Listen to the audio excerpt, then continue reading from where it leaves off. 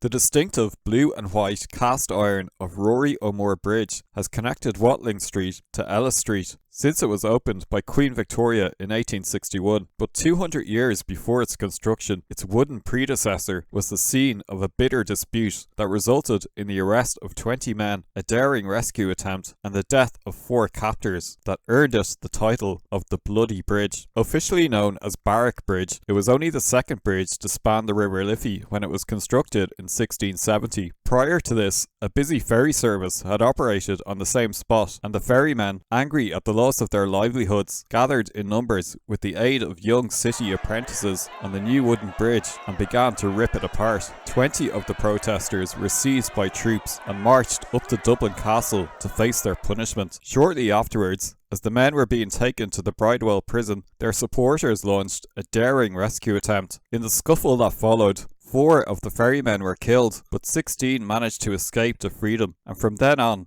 Barrack Bridge became known as Bloody Bridge. The original wooden bridge was replaced several times by stone constructions, and in 1861, the current cast iron structure, designed by George Halpin and built in Lancashire, was sailed up the River Liffey and officially opened as the Victoria and Albert Bridge by none other than Queen Vicky herself. It seems that it was also known as Emancipation Bridge at one time, in honour of the Catholic Emancipation Act of 1829, for which there is a plaque in the middle of the bridge.